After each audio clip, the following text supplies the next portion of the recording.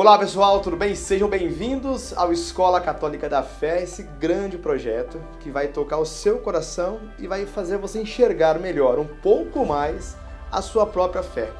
Para você que é líder de comunidade, para você que é catequista, esse é o lugar certo para nos encontrarmos hoje, tá? E você está entrando na nossa primeira aula do nosso curso de formação para catequistas, tá bom? Então, nesse curso, o que nós iremos aprender? Nós vamos passar por todas as bases, os pilares dessa catequese. Nós temos uma tradição católica muito bonita, muito grande, né? E que você sabe que, independente do seu nível de conhecimento, a gente tem que sempre aprofundar.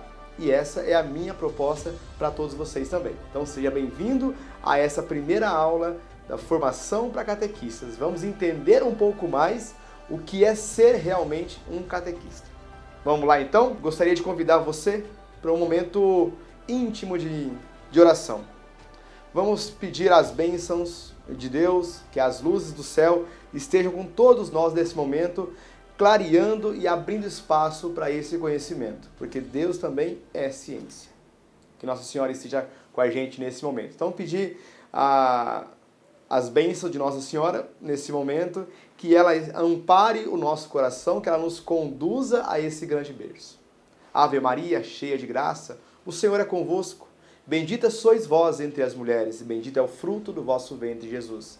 Santa Maria, Mãe de Deus, rogai por todos nós pecadores, agora e na hora de nossa morte. Amém. Vamos começar esse momento nosso aqui, entendendo um pouco mais do ser catequista, mas em momento algum nós vamos nos distanciar da palavra de Deus, porque é ela que vai dar o caminho. O fio da meada vem dessa palavra, inspirada e que ela conduz a fé de muitas e muitas gerações, tá bom? Então, para esse início de conversa nosso aqui, vamos entrar em Romanos capítulo 13, versículos de 11 a 13, ok? Romanos, versículo 13, versículos de 11 a 13. Ele diz o seguinte: reconhecei o momento em que viveis, pois já é hora de despertar do sono. Uma pausa. Olha o convite que essas primeiras linhas mostram pra gente. Despertar do sono. Nós vivemos uma rotina tão atribulada, temos nossa rotina de família, de trabalho, os afazeres que nós temos, e que nós entramos num torpor. Nós adormecemos para as questões de fé. E aí depois eu vou querer entrar na minha comunidade, na minha paróquia e ser exemplo, ser catequista. Mas como se eu estou adormecido? Não é? É um convite importante. Agora a salvação está mais próxima do que quando abraçamos a fé. A noite está avançada, o dia se aproxima. Despojemo-nos, pois, das ações tenebrosas e revistamos a armadura luminosa. A luminosidade que hoje nós buscamos vem da fé que nós abraçamos lá desde o nosso batismo, tá? Então, nesse momento de conhecimento que nós estamos iniciando ou aprofundando, a nossa primeira aula, ela vem colocar pra gente os pilares, o que aconteceu lá nos primeiros séculos do cristianismo, que foi necessária a criação de bases, caminhos, itinerários da fé.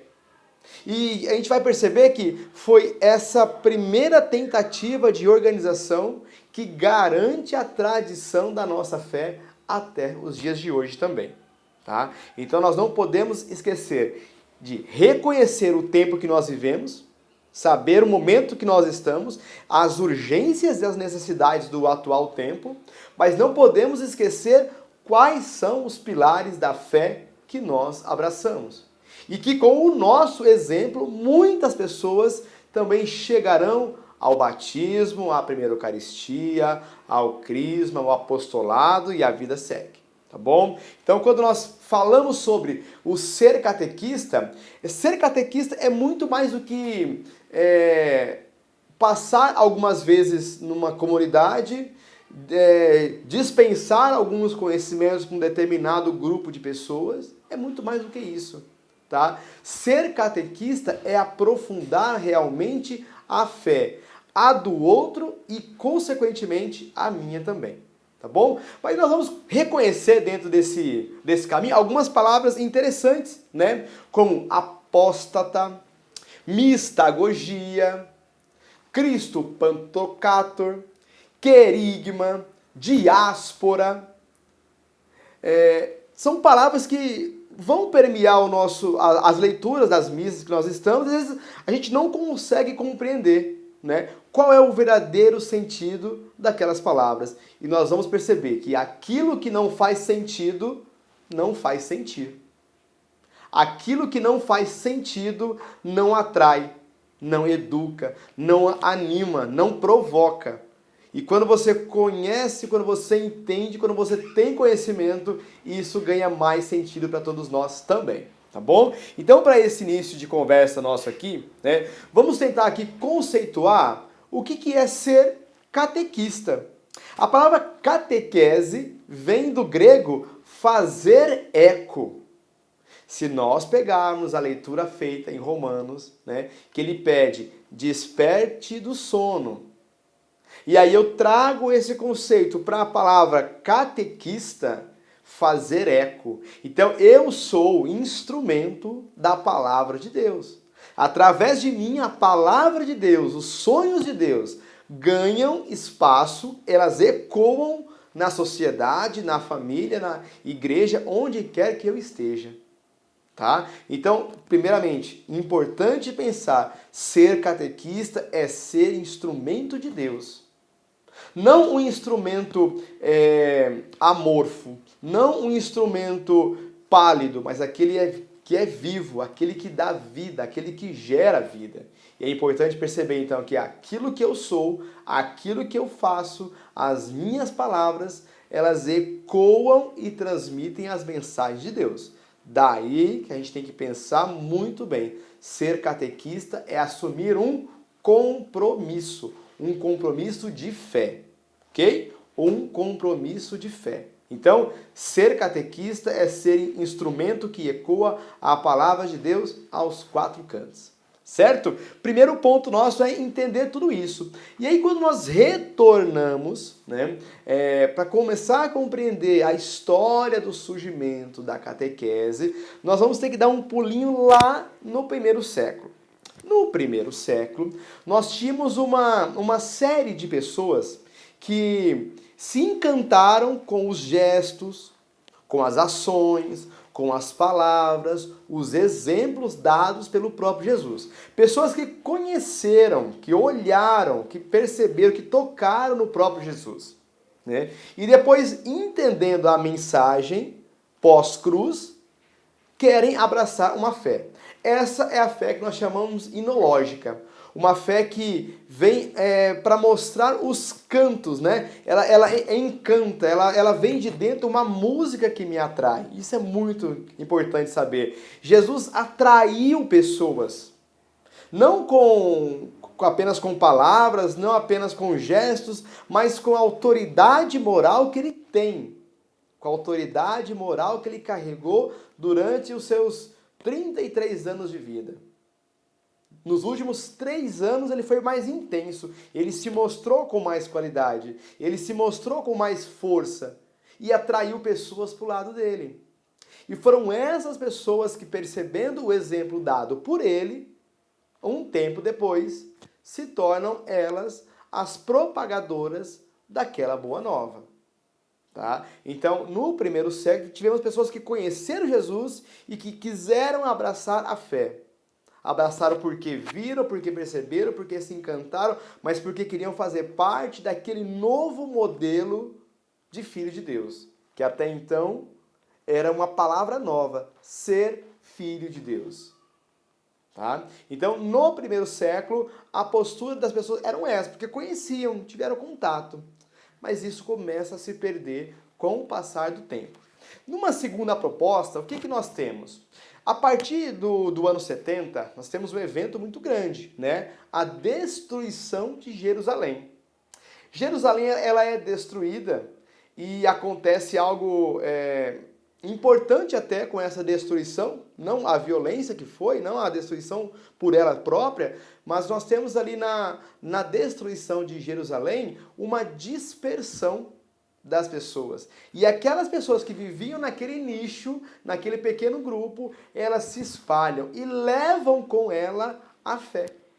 A fé aprendida do próprio Jesus, a fé aprendida depois pelos apóstolos. Fiquei sabendo, abraço uma fé, me batizo e eu começo a lutar por tudo aquilo, tá? Então nós temos no primeiro momento as pessoas que conhecem Jesus, os apóstolos se batizam. Num segundo momento, a destruição de Jerusalém. Nesse momento, as pessoas elas encontram outros lugares para viver, mas elas não deixam de exercitar e exercer e de propagar a sua fé.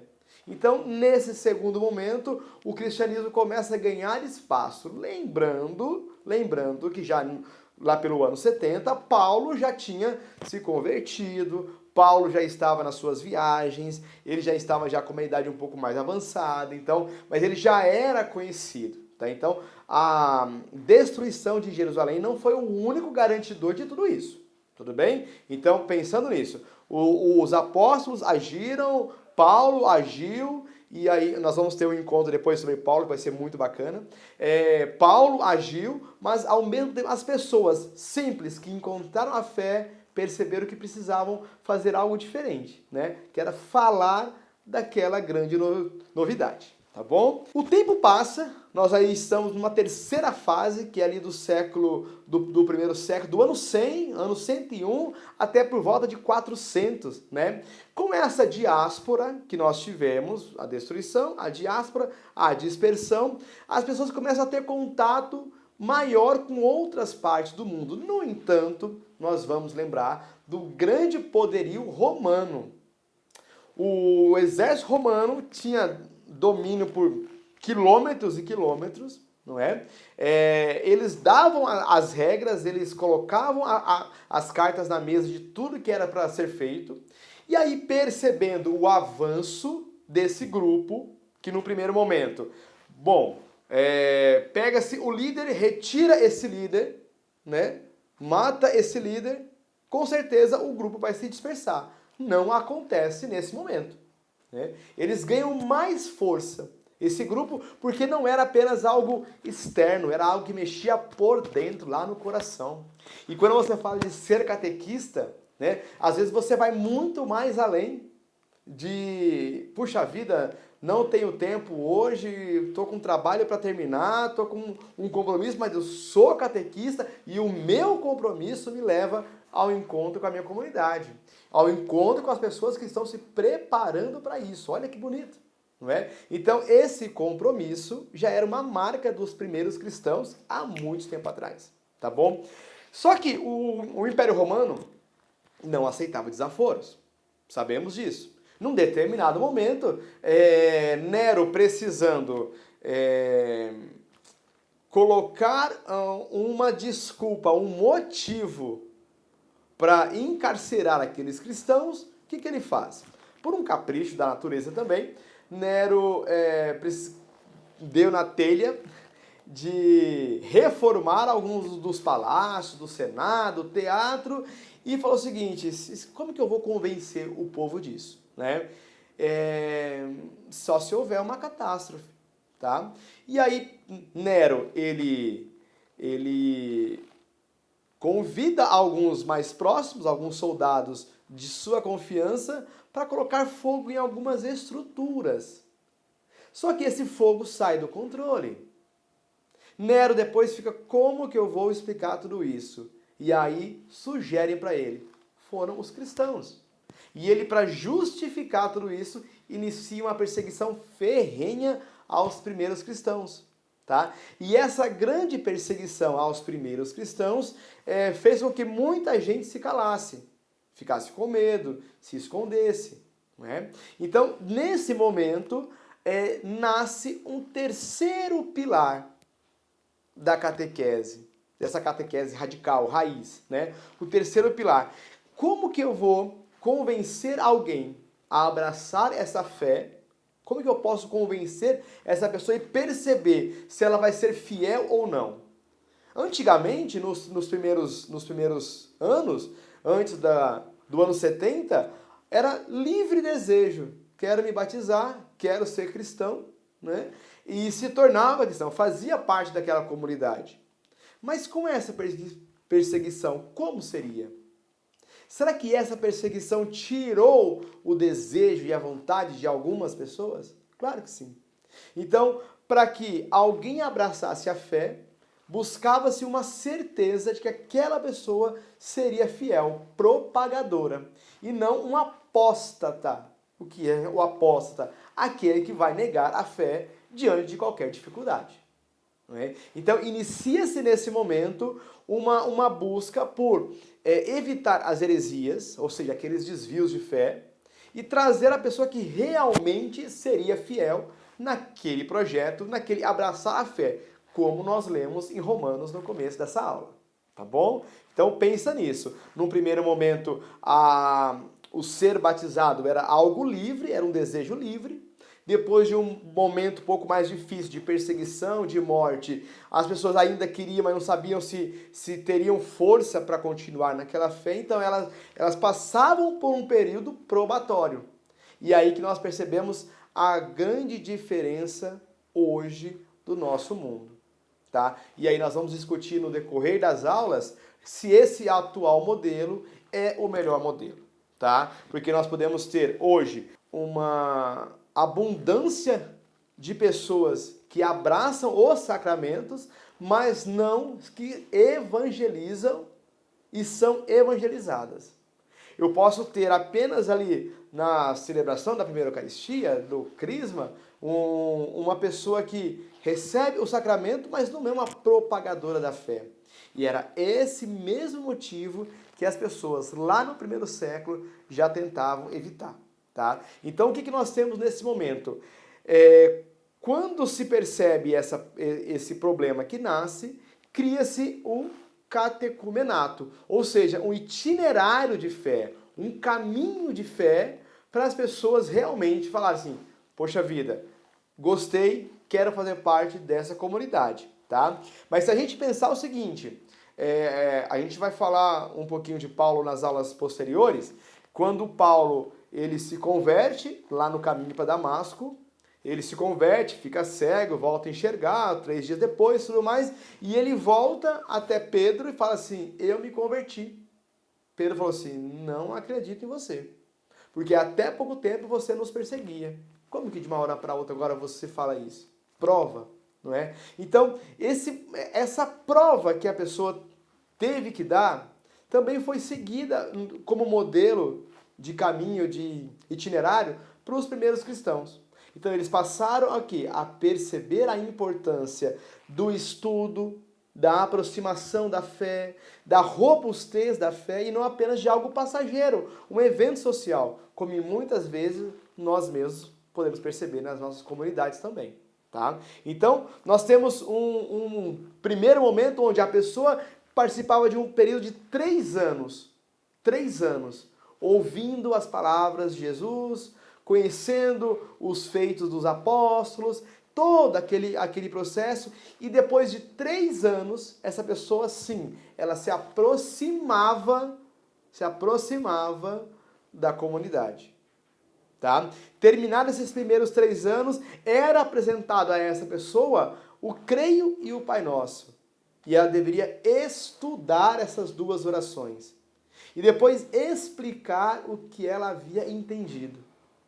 Depois desse período, nós começamos a ter uma aproximação do que nós hoje chamamos do catequista. Então, uma pessoa já iniciada era responsável por caminhar com aquela pessoa, formar aquela pessoa e apresentar a mistagogia, ou seja, os mistérios da fé. Olha que interessante. Então, alguém se prontificava a caminhar e a ensinar. E não somente ensinar, a perceber a mudança de comportamento.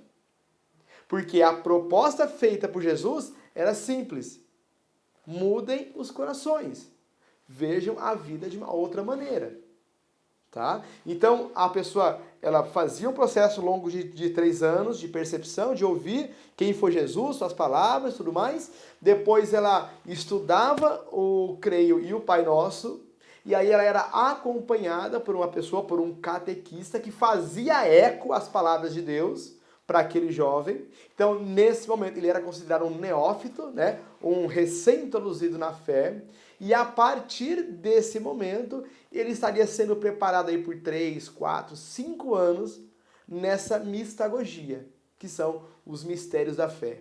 A Eucaristia, não é? Realmente o que é o batismo, o que viria a ser a confirmação daquele primeiro batismo. Então, esse processo era um processo que durava 6, 7, 8 anos.